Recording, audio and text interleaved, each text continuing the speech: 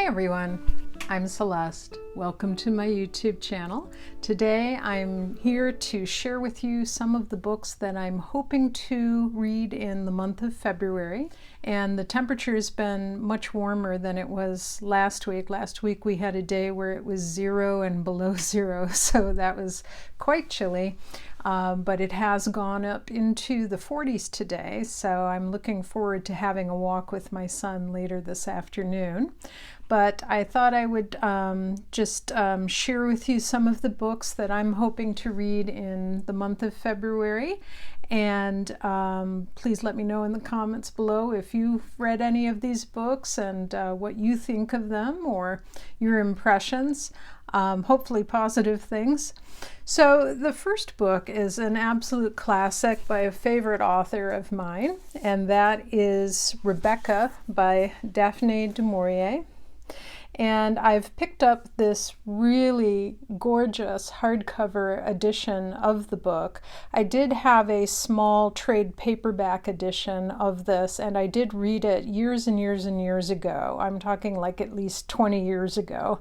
But being February and being in the mood for intrigue and a romance of sorts, I thought I would give it a reread, and I'm so glad I have because I'm so enjoying it.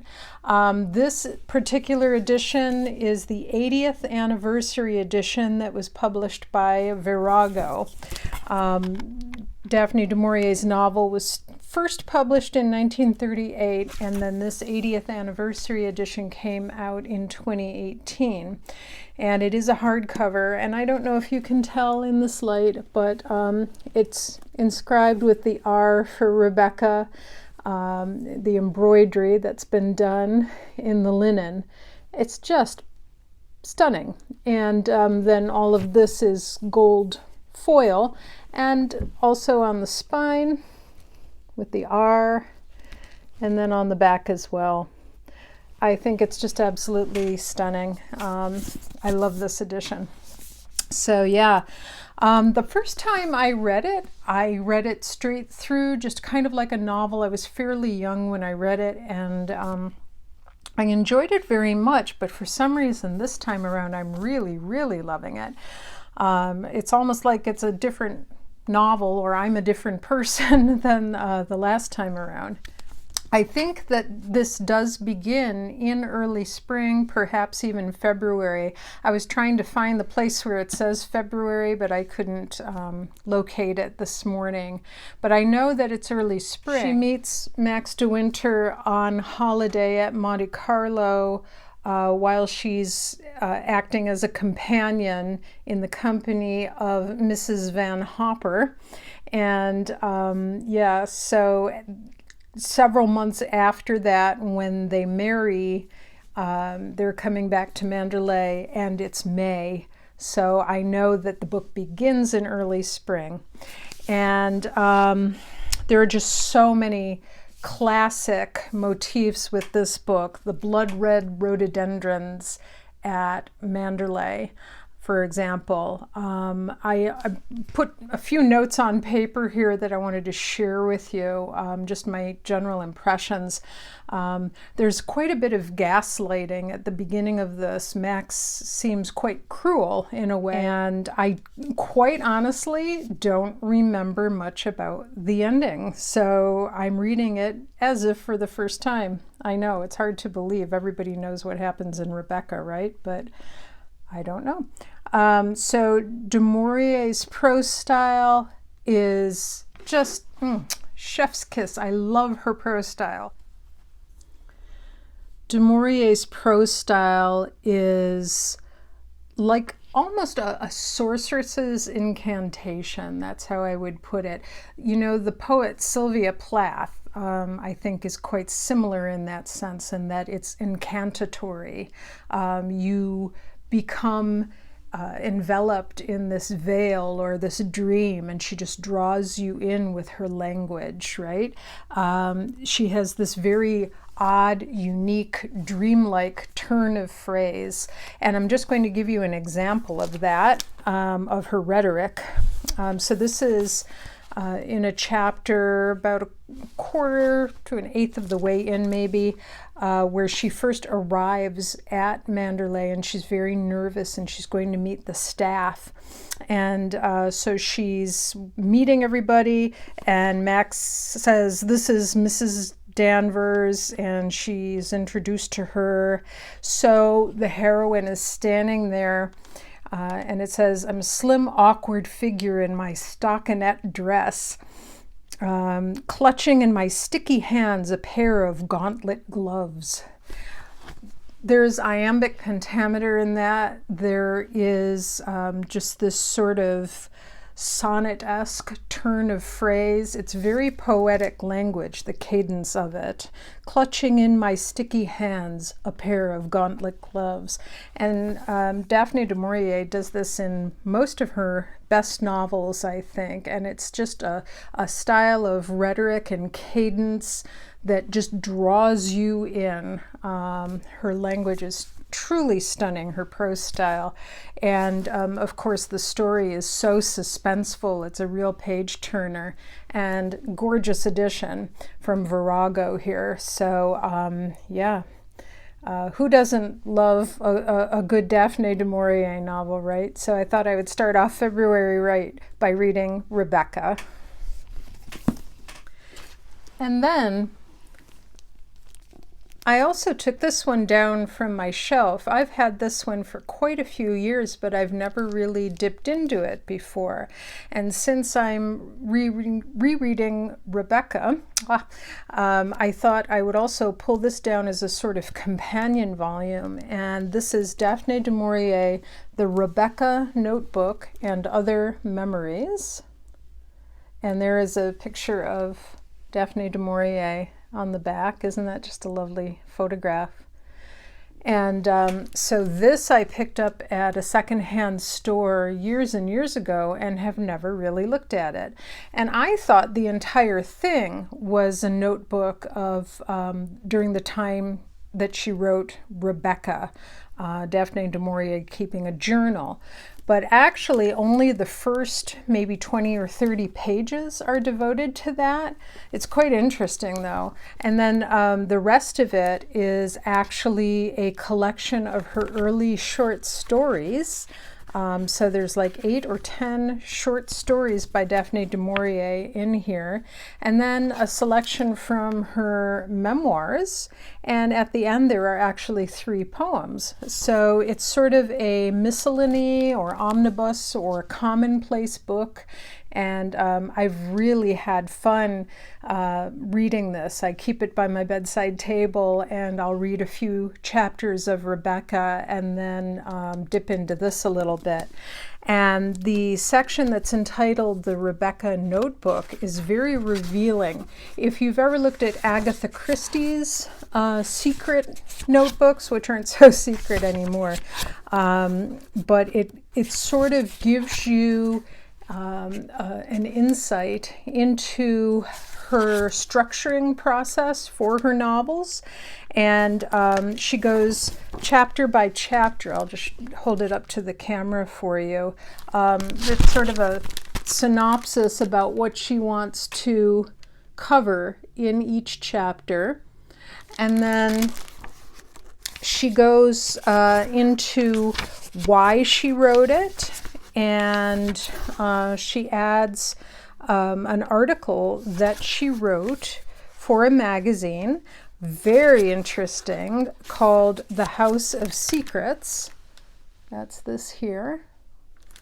And that tells about the first time that she ever saw Manderley, which is her own estate, and how she came across it. And she used to sneak onto the property and actually climbed in a window one time to look around. It was uninhabited at the time, And it talks about how she walks down the hallways and looks at the paintings, and she just knows that she has to have Manderley or rent it at least, and gets in touch with the owner. And eventually is able to secure it and rent it. And it reads just like a chapter from one of her novels. So it's fantastic. I'll just see if I can find a little passage to read you. I followed the path to the summit of the hill, and then, emerging from the woods, turned left and found myself upon a high grass walk with all the bay stretched out below me and the Gribben Head beyond. I paused, stung by the beauty of that first pink glow of sunrise on the water, but the path led on, and I would not be deterred. Then I saw them for the first time, the scarlet rhododendrons. Massive and high, they reared above my head, shielding the entrance to a long, smooth lawn. I was hard upon it now, the place I sought. Some instinct made me crouch upon my belly and crawl softly to the wet grass at the foot of the shrubs. The morning mist was lifting, the sun was coming up above the trees, even as the moon had done last autumn. This time there was no owl, but blackbird, thrush, and robin greeting the summer day. And there she stood, my house of secrets, my elusive Manderley. Just incredible writing. And the scarlet rhododendrons that she refers to are, of course, in Rebecca as well, her novel at Manderley. So a lot of Manderley can be found, the ghost of Manderley can be found in Rebecca. And then another book I've recently taken down from my shelves that I read once long ago is Elizabeth Taylor's Mrs. Palfrey at the Claremont. Oh, Elizabeth Taylor, I love this book. I adore this book. It's one of my favorite books. Is there a book that you always give as a gift to people? Well, this is mine. I'm constantly purchasing and giving out copies of Mrs. Palfrey at the Claremont. It's the first Elizabeth Taylor book I've read, and I adore it. I'm hoping I haven't read the best first and there's nothing else. I have a feeling I'm going to enjoy her other books too, but this one is just phenomenal. It's bittersweet, it's funny, the sense of humor is just wicked. Elizabeth Taylor's ability to observe other characters and really allow you to get inside this sort of internal world of Mrs. Palfrey as she's observing people around her is just marvelous. And there's a sense of, as I said, bittersweet sadness in it, but it's also just so funny. It's a combination of both in all the best ways imaginable. Basically what it is, it starts in January, and Mrs. Palfrey, who has recently been widowed, arrives at the Claremont Hotel to live, and it's sort of an old age home. And so she arrives there and she's going to spend the rest of her life there, supposedly. And so she tries to make herself at home and get to know some of the other residents. And the novel describes her daily life there and the routine that she kind of sinks into. And it's sort of boring, but there's also some amusing characters who live there.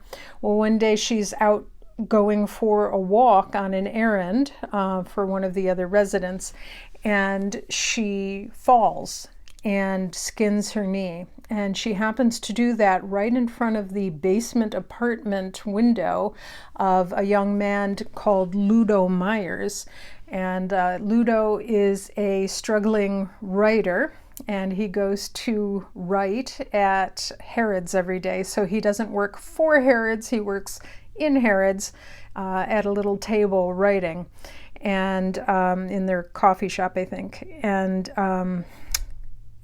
and so it's about their relationship.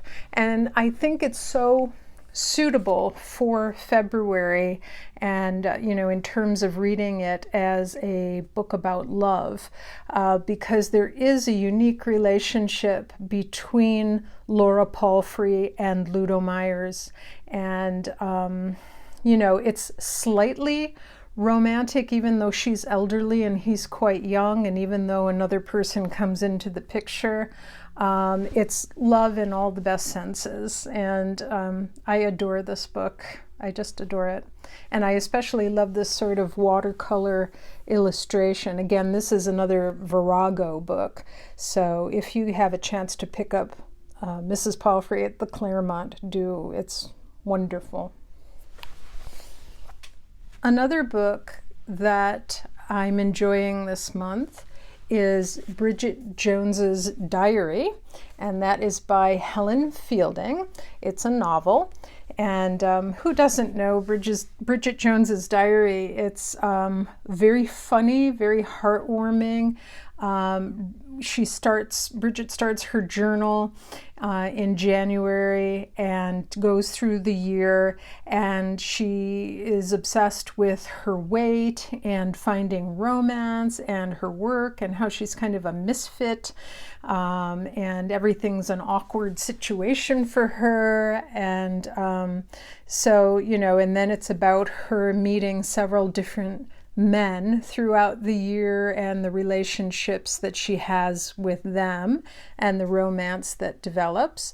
And of course, I love also the movie. It's a great book to come back to. It's a very quick read. If you're looking for something light that will sort of give you a boost or a pick-me-up, it's a great one to turn to. And I think it's a great book to read in the month of February. And then there are also some books that I may be reading in February, so I'm sort of debating, going through a TBR stack here. So a lot of what I'm sharing with you now are books that I would like to read or am interested in. And so one of the ones I've picked up is Absent in the Spring by Agatha Christie. And of course, this is not one of Agatha Christie's novels. It's one of, I guess you would term it, her romances, when she was writing under the name Mary Westmacott. And so apparently this book talks about a woman called Joan Scudamore, and she finds herself unexpectedly alone and stranded in an isolated rest house by flooding of the railroad tracks. She's coming back, I believe, from visiting her daughter and son-in-law and I think grandchildren, and she can't get home. She's gone overland from Baghdad, and she can't get through on the train, so she's staying at a rest house, and so the sudden solitude compels Joan to assess her life for the first time ever and face up to many of the truths about herself. Looking back over the years, Joan painfully re-examines her attitudes, relationships, and actions, and becomes increasingly uneasy about the person who is revealed to her. And I think many of us have experienced that when we realize that, maybe in a lot of situations in life we haven't acted as best we could or haven't put our personalities forth in the best way possible. And there's always room for improvement. And so it looked like an interesting book to me. There's a little blurb on the back here that says, "The one book that has satisfied me completely, the book I always wanted to write, Agatha Christie." So it's about truth and soul searching and self-examination, quite a change for the Queen of Crime. And I love the cover. I think that's just beautiful. This is an edition, it's a paperback put out by HarperCollins. And so I thought I would give that a go just for something that's a little bit of a change of pace that might be a rather quick read. Another book that I've picked up that I think looks really intriguing is Carrie's War by Nina Bawden. Isn't that a beautiful cover? It's sort of also watercolory. I think that's my theme for February, is beautiful watercolorish covers, if watercolorish is a word.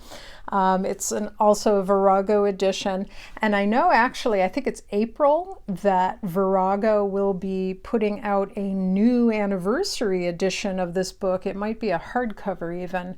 But I really liked this particular cover, actually.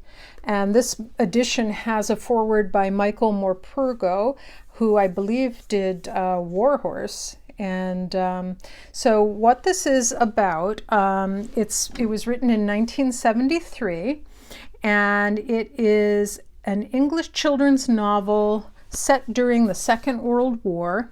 It follows two London evacuees, Carrie and her younger brother Nick, into a Welsh village. It's often read in schools, apparently. And it's a frame story. So at the beginning, Carrie, who's the main character, is an adult, and she's visiting the town as a widow with 3 children, and then tells the children what happened 30 years before. And then the story within the frame is what follows. So Carrie Willow and her younger brother Nick are evacuated to a rundown mining town in Wales during the Second World War. After a traumatic difficulty in finding a family to foster them, they stay with a shopkeeper, Mr. Evans, who dominates his gentle but weak younger sister, whom they call Auntie Lou. Another evacuee whom Carrie has befriended, Albert Sandwich, I love these names, is staying at a dilapidated country house called Druid's Bottom with Mr. Evans' older sister, the dying Mrs. Dillis Gotobed, and her disabled cousin, Mr. Johnny Gotobed. Their English housekeeper, Hepzibah Green, is reputed to be a wise woman. And so all kinds of things start happening. Apparently there's a curse on Druid's Bottom, which will be activated if a mysterious skull is removed from the house. So it sounds like a fascinating story. I know it's often studied in English schools. And so I'm sure that anybody who's watching who is English is probably very, very familiar with this, but I had never heard of it before. It's also available on BBC. You can listen to little installments of the story being narrated, read aloud, sort of a dramatization of it, and it's lovely. And there's sort of a little website that goes with that, and I'll post that link down below for you in case you want to give that a listen, to if you're curious and you want to see what it's like. And you can sort of follow along in the book. I don't see any abridgment of it so far. So just it looks wonderful and delightful and interesting, and if you've watched any of my videos, you know by now how immersed I am in British children's literature and country houses and wartime and magic and all of that. So sign me up. It ticks all the boxes, and I'm really looking forward to getting into this one as well. I came across this book at the public library, so I have not purchased it. This is a library edition. This is called The Marlow Murder Club by Robert Thorogood. It says, to solve an impossible murder, you need an impossible hero. Judith Potts is 77 years old and blissfully happy. She lives on her own in a faded mansion just outside Marlow. There's no man in her life to tell her what to do or how much whiskey to drink, and so to keep herself busy, she sets crosswords for the national newspapers. One evening, while out swimming in the Thames, Judith witnesses a brutal murder. The local police don't believe her story, so she decides to investigate for herself, and she's soon joined in her quest by Susie, a salt-of-the-earth dog walker, and Bex, the prim and proper wife of the local vicar. Together they are the Marlow Murder Club. So, and it says Agatha Christie with a modern twist. I've never read anything by Robert Thorogood. but I have heard good things about this. I don't know if I'm going to get to this month or not. I would like to, but the other ones that I've shown you are on my list sort of sooner, so I'm going to read those first. If I have time, I will give this one a try. If not in the month of February, then soon. But it just looks like it's fun. So yeah, The Marlow Murder Club. Let me know if you've read this one, and if so, if you liked it. And yeah, Marlow Murder Club. Another mystery that I've had on my shelf for ages is Patricia Moyes' Dead Men Don't Ski. Sorry if it's shining there a little bit. There's an entire set of paperbacks by this author, Patricia Moyes, that I was able to pick up at a used bookstore in our area, and I was very lucky to do that. My mother used to read all of the Patricia Moyes mysteries, and they're just like light little cozy mysteries. The featured inspector is Inspector Henry Tibbet of Scotland Yard and his wife Emmy. And so this is the very first mystery in the Inspector Tibbet mystery series. And in it, Henry Tibbet is on vacation from Scotland Yard, and he and Emmy decide to go skiing in the Italian Alps, I believe in the Dolomites, and murder ensues. And so, of course, they're there wearing their best late 1950s ski wear and solve the mysteries that are going on there. I remember reading this one many years ago when I went on vacation to visit a friend in France. He lives in a little town in Burgundy, France, in a little stone farmhouse from the 1700s. And so I remember being up in the sort of garret spare bedroom that he had fixed up for me and reading this. And it's definitely a great little mystery to take with you when you're traveling. It's pretty small, so it's almost pocket-sized, and it's not really a heavy read. It's just light and fun and cozy and a good mystery, well written. So I'm looking forward to re-dipping into Dead Men Don't Ski. And then the last two are last on my list for a reason. And I don't know. I have a feeling I'm not going to get to these, but I'm trying to give them a fair shot. The first one is The Pursuit of Love by Nancy Mitford. It's a beautiful edition, again, falling into my lovely watercolors theme I seem to have going this month. This is a Penguin edition. And I've heard so many great things about Nancy Mitford, and The Pursuit of Love is a favorite for so many of you booktubers on here. And I confess that I started reading this, and I'm sorry I couldn't get into it. I just don't know what it was, if it was just the mood I was in. I definitely see the writing ability. I see why people name this as, I'm trying to be very diplomatic. She definitely can write, Nancy Mitford, but there's just something about the sense of humor that I wasn't clicking with. I wasn't connecting with it. And I normally, I'm a Anglophile. I love English writing. And so many of the books that I share with you here are by English authors. And I love other witty authors like Evelyn Waugh, for example. Love the writing. But I don't know. There's just something about this one I haven't been able to get into yet. Maybe I need to be in a different sort of mood to read it. I'm going to keep an open mind. I will try it again. I will chip away at it. If not this month, then at a future date. But I did buy a very lovely edition of it, and I hope my opinion changes, because I would love to be able to appreciate it along with all of you other booktubers. And then the other one is a book I picked up in conjunction with my reread of Rebecca by Daphne Du Maurier, and it's called Manderly Forever. Look at that cover. It's such a gorgeous cover. I love the design. I love the Art Deco element and the gold foiling, and it's a stunning photograph of Daphne Du Maurier.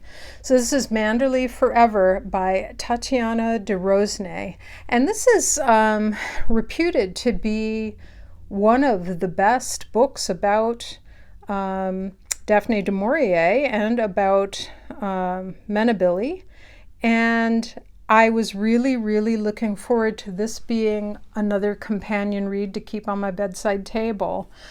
Unfortunately, when I opened it, I quickly discovered that it's all written in the present tense as though it's happening as you read it. And in a later video this year, I'm going to be talking about pet peeves. I think there's a tag, a pet peeves tag, and I'm going to be making one of those videos, all in good fun and good-naturedly, of course. But one of the things that I really have difficulty with is writing in the present tense. I know it's extremely popular right now, and I don't know, when I'm reading a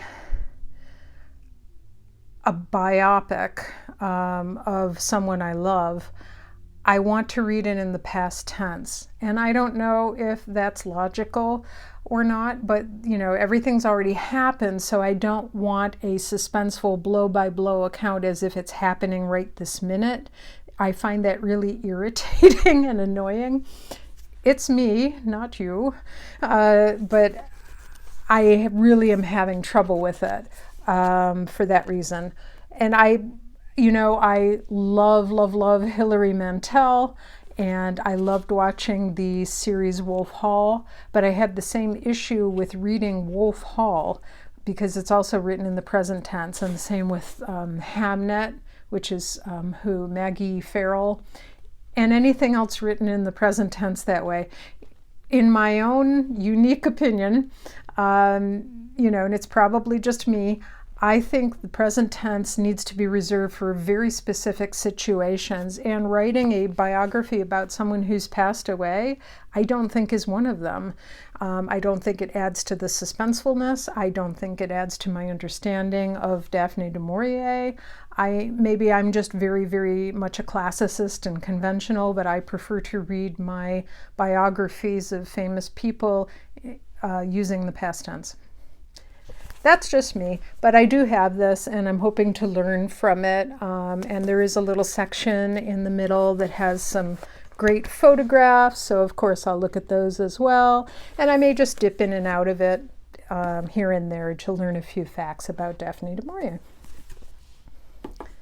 In any event, that's all I have for today. I hope you're doing well. I'd love to hear what you're reading. If you like this video, please click like, and it would mean so much to me if you would subscribe. That's really helpful to this weird YouTube algorithm. And please let me know what you're reading in the month of February. Are you reading romantic reads? Are you reading poetry, short stories, biographies? Let me know. And I'd love to know if you've read any of the books I've featured today. And get out there, enjoy the sun. My son and I are about to do that. And have a great day. Bye-bye.